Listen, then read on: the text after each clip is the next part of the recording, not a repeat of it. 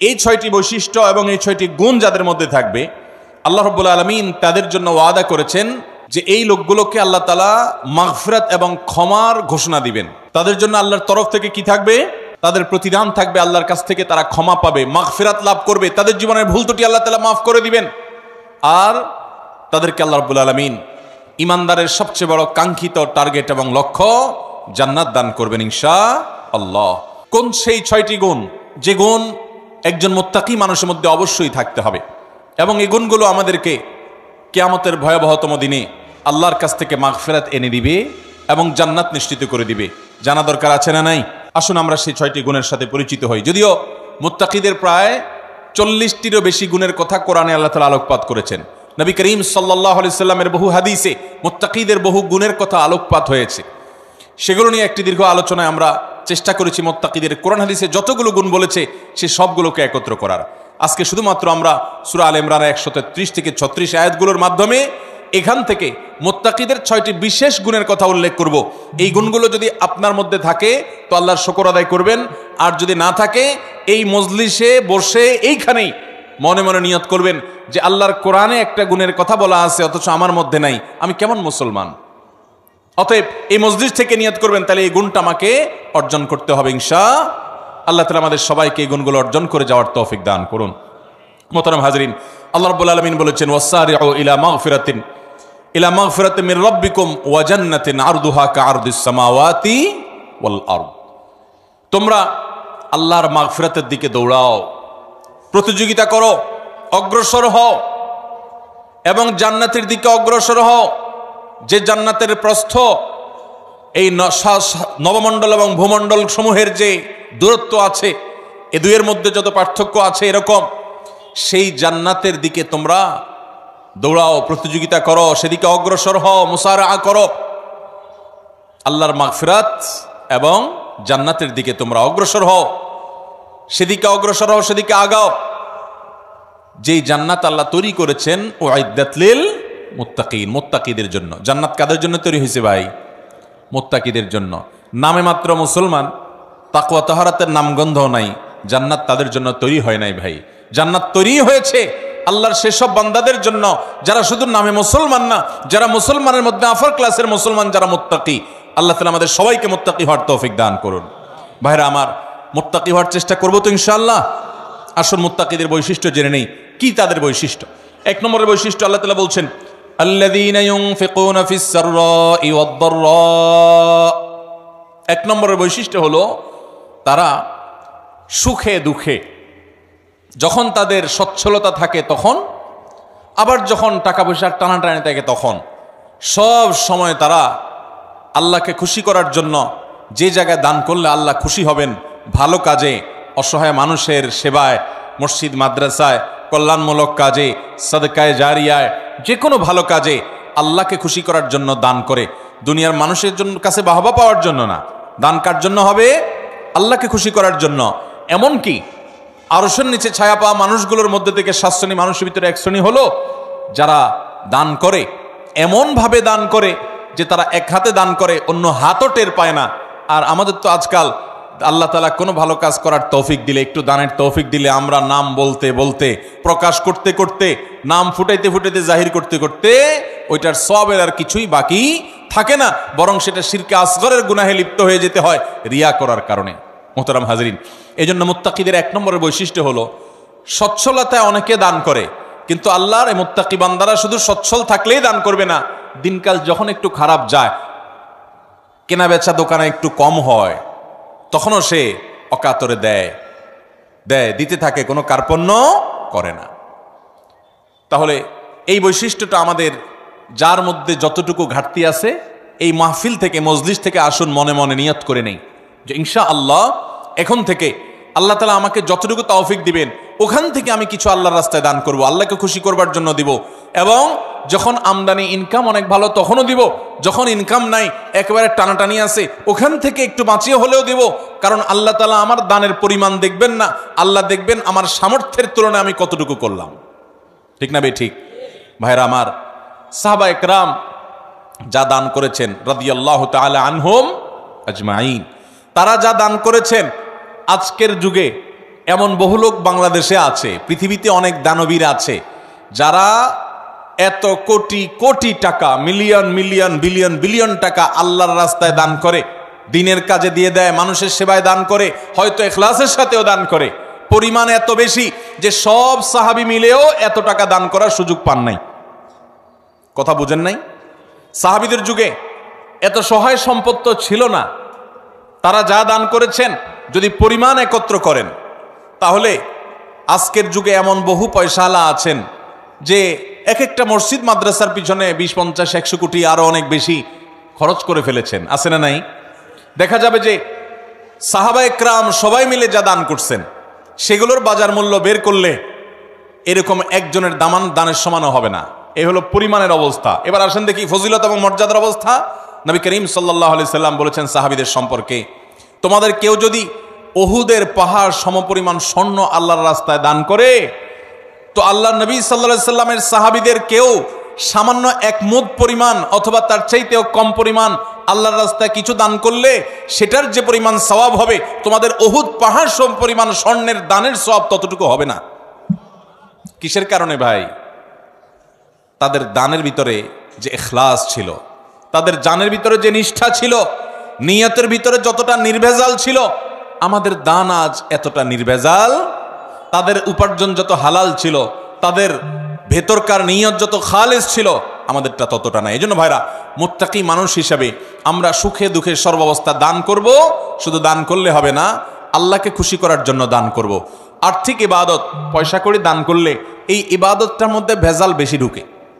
এই ইবাদতটার মধ্যে ভেজাল কেন ঢুকে? ভেজাল কারণ নিজের ভেতর থেকে নফস বলে, প্রবৃত্তি বলে, মন বলে, এতগুলো টাকা দিয়ে দিলাম, একটা বারের জন্য যদি আমার নামটা ঘোষণা না দেয় কেমন হয়?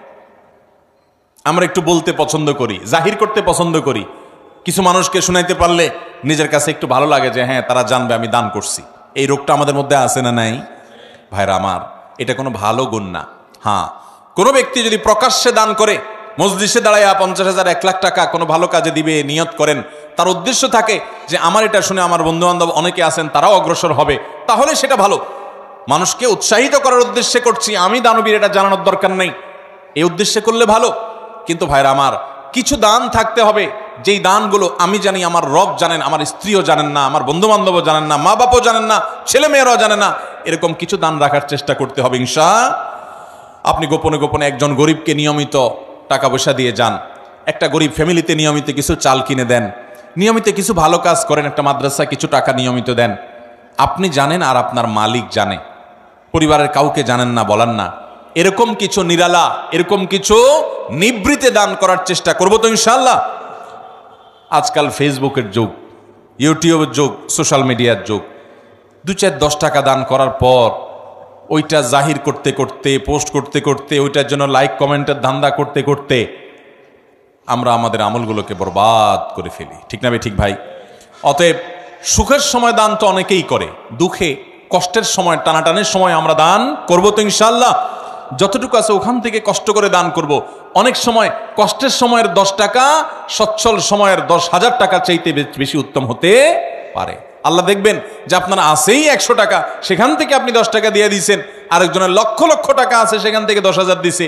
অতএব তার চাইতে আপনার ত্যাগের পরিমাণ বেশি। অতএব সর্বাবস্থা দান করবো তো ইনশাআল্লাহ।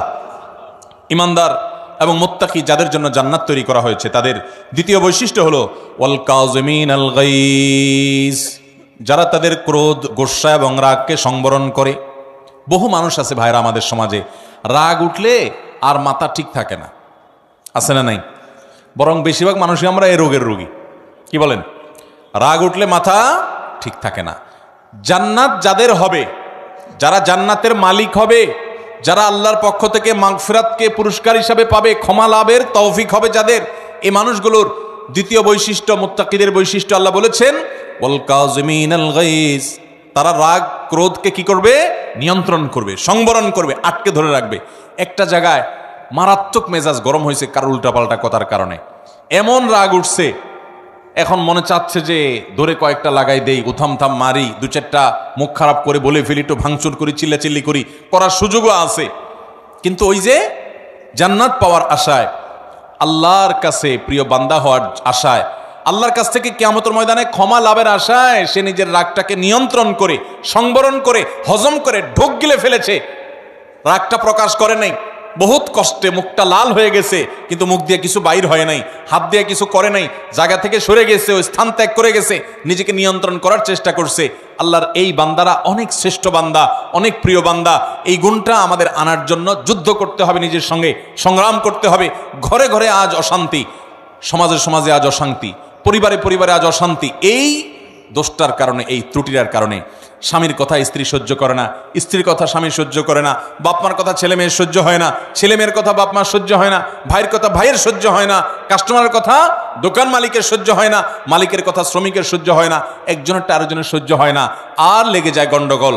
দুনিয়াতেও ক্ষতিগ্রস্ত হয়, লজ্জিত হয়, লাঞ্ছিত হয়, ছোট হয়, আখিরাতে তার ধ্বংস হয়ে যায়। ঠিক না বে ঠিক? এক সাহাবী এসে বলছেন, ইয়া রাসূলুল্লাহ আউসিনি, আমাকে আপনি একটু উপদেশ দেন।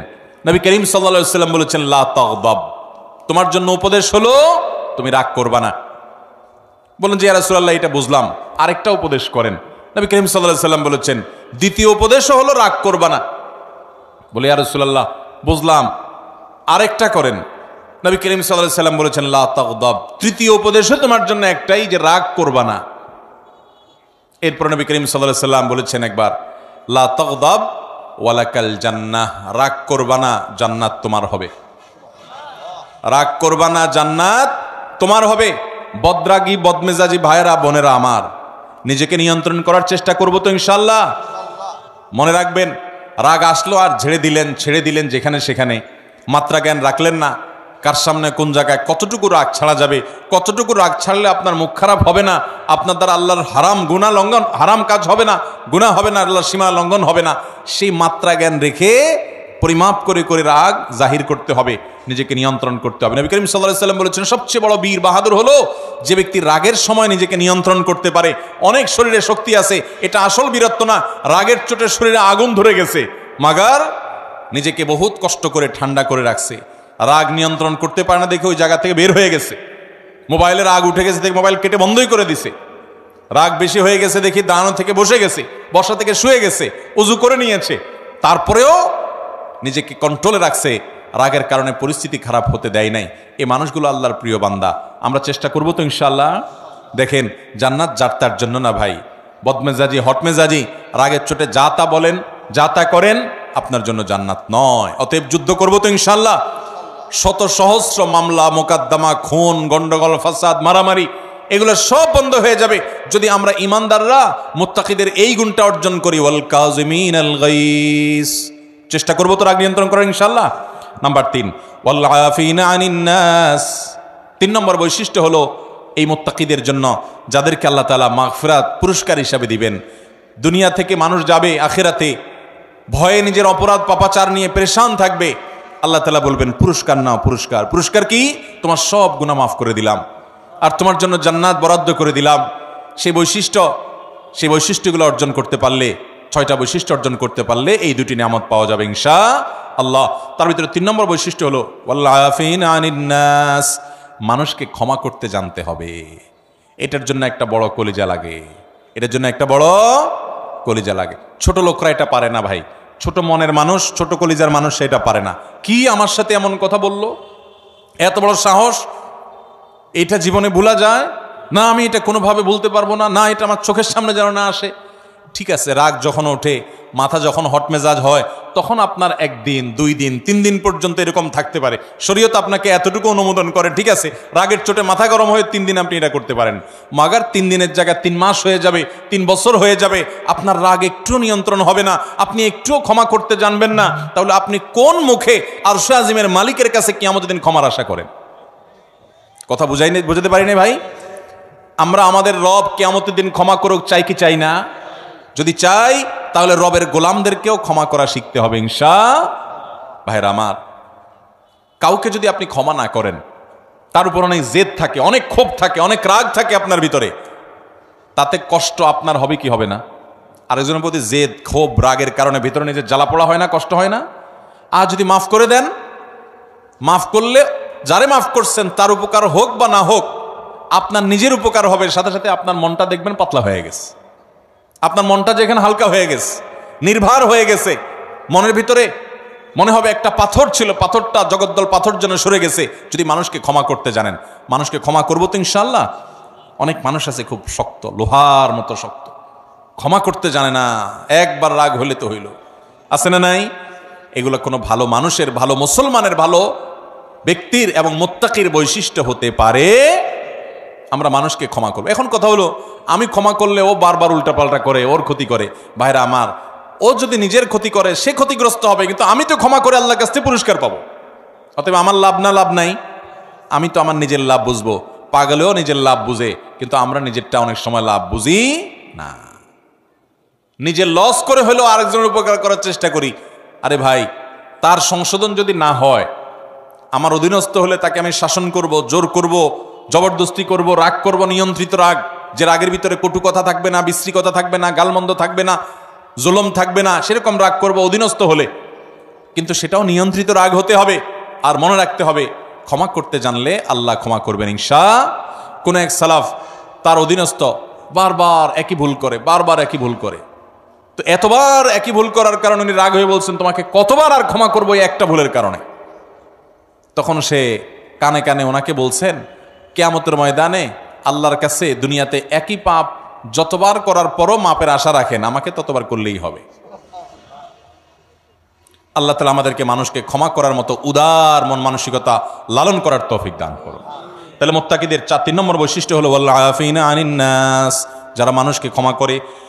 4 নম্বর হলো আল্লাহু ইউহিব্বুল মুহসিনিন, আল্লাহ তাআলা ইহসানকারীদেরকে ভালোবাসেন। অর্থাৎ এটাও মুত্তাকিদের একটা বৈশিষ্ট্য হবে যে তারা ইহসান করবে। ইহসান মানে যে কোনো ভালো কাজ করবে, আল্লাহর বান্দাদের প্রতি অনুগ্রহ করবে, পরোপকারী হবে, মানুষের উপকার করবে। ভাইরা আমার, ডক্টর খন্দকার আব্দুল্লাহ জাহাঙ্গীর রাহিমাহুল্লাহ এদেশে ক্ষণজন্ম একজন আলেম দ্বীন ছিলেন, ইসলাম বিশ্ববিদ্যালয় কুষ্টিয়ার হাদিসের প্রফেসর ছিলেন, বহু গ্রন্থ এর রচয়িতা ছিলেন। স্যার রাহিমাহুল্লাহ বলেছেন যে আল্লাহ তাআলা আমাকে কোরআন হাদিসের যতটুকু ইলম দিয়েছেন, দেশে বিদেশে বিভিন্ন ইউনিভার্সিটিতে মাদ্রাসায় দীর্ঘকাল পড়াশোনা করে, শিক্ষকতা করে, ইউনিভার্সিটিতে হাদিস পড়ায় যতটুকু আমি কোরআন হাদিস এবং ইসলামের বই পুস্তক পড়ে ইলম অর্জন করেছি, আমি বুঝেছি গোটা ইসলামের জিস্ট 2টা কথা। তার একটা হলো আল্লাহর প্রতি ঈমান আনার পর এবং আল্লাহর মৌলিক মোটা মোটা ফরজ বিধানগুলো মানার পর আল্লাহর জমিনে যে আমলটাতে আল্লাহ সবচেয়ে বেশি খুশি হন, সেটা হলো কোনো মানুষ যখন কোনো মানুষের উপকার করে। আর দ্বিতীয় কথা যেটা শুনলাম, বুঝলাম কোরআন হাদিস থেকে, সেটা হলো যে কুফরির পর, বড় বড় কবিরা গুনাহগুলোর পর আল্লাহ সবচেয়ে বেশি নাখুশ হন, অসন্তুষ্ট হন বান্দা যখন আরেকজনের ক্ষতি করে, ক্ষতি করার চেষ্টা করে, পিছে লাগালাগি করে। ভাইরা, এই রোগটা, মানুষের পিছে লাগার রোগটা আমাদের মধ্যে আছে না নাই? আছে। অযথা দেখবেন মহিলাদের মধ্যে রোগ আছে, দোকানদারদের মধ্যে রোগ আছে, রাজনীতিবিদদের মধ্যে রোগ আছে, হুজুরদের মধ্যে রোগ আছে, সাধারণ মানুষের মধ্যে রোগ আছে, যে পিছে লাগ, এর গোষ্ঠী উদ্ধার কর, আছে না নাই? ইমানদার কারোর পিছে লাগবে না ভাই। ইমানদার নিজের চরকায় তেল দিবে। আমার কি হবে কিয়ামতের ময়দানে আমি জানি না। জীবনে 4 রাকাত নামাজ ঠিকমতো নামাজ পড়ে, মনোযোগের সাথে, খুশুখুশুর সাথে পড়ে আল্লাহর কাছে পেশ করার মতো রেডি করতে পারি নাই। কত ত্রুটি, কত মনোযোগ কোন দিক চলে যায়। সেখানে আমি সারা দুনিয়ার মানুষকে নিয়ে লাগবো, আমার নিজের কি হবে সেই চিন্তা করবে, সেই সাথে অন্যের ইসলাহ করব, মানুষের ক্ষতি করার উদ্দেশ্যে, ছিদ্র বের করার উদ্দেশ্যে, দোষ ধরার উদ্দেশ্যে পিছনে লাগালাগি করা, ধর্মের নামে, ইসলামের নামে আমরা অনেক সময় এক গ্রুপ আরেক গ্রুপের বিরুদ্ধে লাগি কি লাগি না ভাইরা, ফেসবুকে, সোশ্যাল মিডিয়াতে, অনলাইনে, অফলাইনে। তো ইমানদার এটা করবে না। ইমানদার পরোপকারী হবে, মানুষের কল্যাণকামী হবে, ইহসান করবে এবং যে কোনো ভালো কাজ পাইলেই সেটা করার চেষ্টা করবে। আল্লাহু ইউহিব্বুল মুহসিনিন। 5 নম্বর বৈশিষ্ট্য হলো ওয়াল্লাযীনা ইযা ফাআলু ফাহিশাতান আও যালামু আনফুসাহুম যাকারুল্লাহ, যারা কোনো অশ্লীল, অন্যায়, জেনা, ব্যভিচার, অপরাধমূলক যে কোনো কর্মকাণ্ড, কোন একটা গুনাহের কাজ করে ফেলেছে, কারো গীবত করে ফেলেছে, কাউকে কষ্ট দিয়ে ফেলেছে, বা কোনো একটা গুনাহ করে ফেলেছে, ওয়াল্লাযীনা ইযা ফাআলু ফাহিশাতান আও যালামু আনফুসাহুম, অথবা নিজের প্রতি নিজে অবিচার করেছে। ভাইরা আমার, আমরা গুনাহ করলে কার ক্ষতি হয়? আল্লাহর ক্ষতি হয়। আল্লাহর কোনো হুকুম লঙ্ঘন করলে আল্লাহর ক্ষতি হয়। আল্লাহর কোনো ঠেকা আছে ভাই? আমরা দুনিয়ার সব মানুষ মিলে যদি একত্র হয়ে সবাই মিলে যদি হারামে চলে যাই, আল্লাহর কোনো লস আছে? আল্লাহর কোনো লস নাই। আর আমরা সবাই মিলে যদি আল্লাহর গোলামি শুরু করে দিই, আল্লাহর কোনো লাভ আছে? আল্লাহর কোনো ঠেকা নাই ভাই।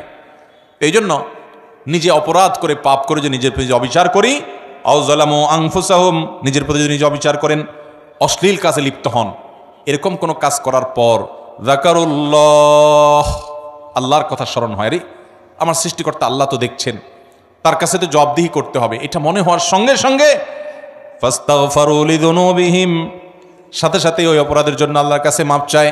ওয়া ইয়াগফিরুয যুনুবা ইল্লাল্লাহ, আর সে জানে আল্লাহ ছাড়া কেউ মাফ করতে পারবে না এই অপরাধ থেকে, এজন্য সে আল্লাহর কাছে ওইভাবে কায় মনোবাক্যে মাপ চায়। এই বৈশিষ্ট্যটা থাকবে যাদের, মুত্তাকিদের, যে কোনো গুনাহ হলে মানুষ হিসাবে গুনাহ হয়ে যেতে পারে, যখনই গুনাহ হয়ে যাবে সাথে সাথে বিলম্ব না করে দ্রুততার সাথে আল্লাহর কাছে মাপ চাইবে, আল্লাহর কথা স্মরণ হবে, আরে আমি তো এটা করতে পারি না, ইমানদার হিসাবে, জান্নাত প্রত্যাশী মানুষ হিসাবে সে আল্লাহর কাছে মাপ চাবে। 6 নম্বর বৈশিষ্ট্য হলো ওয়ালাম ইউসিরু আলা মা ফাআলু ওয়া হুম ইয়ালামুন, এবং একটা পাপ একবার হয়ে গেলে নিজেকে নিজে সে ভৎসনা করে, রাগ করে, নিয়ন্ত্রণ করে, আর সে সেই অপরাধের ধারে কাছেও যায় না। একবার হয়ে গেছে, আল্লাহর কাছে মাপ চাইছে, আর যেন না হয় সেজন্য সে আপ্রাণ চেষ্টা করে। এটা হলো 6 নম্বরের বৈশিষ্ট্য। এই বৈশিষ্ট্যগুলো আবারও আমি এক নজরে বলে দিচ্ছি। নাম্বার 1, যারা দান করে সুখে দুঃখে সর্বাবস্থায়। নাম্বার 2, যারা নিজের রাগ গুসাকে নিয়ন্ত্রণ করে, কন্ট্রোল করে। নাম্বার 3, যারা মানুষকে ক্ষমা করে। নাম্বার 4, যারা মানুষের প্রতি ইহসান করে এবং যে কোনো ভালো কাজ সে করার চেষ্টা করে। নাম্বার 5, কোনো অশ্লীল কাজ করলে, কোনো গুনাহের কাজ করলে, নিজের প্রতি নিজে জুলুম অবিচার করে ফেললে সাথে সাথে আল্লাহর কথা স্মরণ হওয়ার সাথে সাথে সে ক্ষমা চায়, মাপ চায়, ফিরে আসে। আর নাম্বার 6, সেই পাপ কাজ আর কখনো করে না।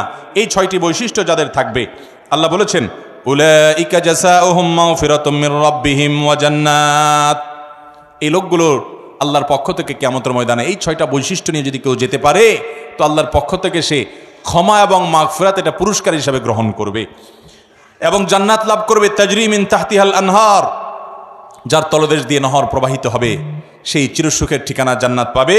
খালিদিনা ফিহা, সেখানে সে চিরকাল থাকবে।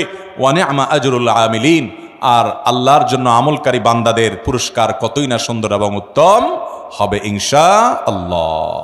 মুত্তাকিদের এই 6টা গুণ অর্জন করার চেষ্টা করব তো ইনশাআল্লাহ। আমি যেটা শুরুতে বলেছি এখন আবারও বলছি, আপনার আমার ভিতরে সেটা আছে না নাই ওইটা রিলেট করি, ওইটা খেয়াল করি, যেটা নাই ওইটা আনার চেষ্টা করি, করবো তো ইনশাআল্লাহ। আল্লাহ তাআলা আমাদের সবাইকে তৌফিক দান করুন।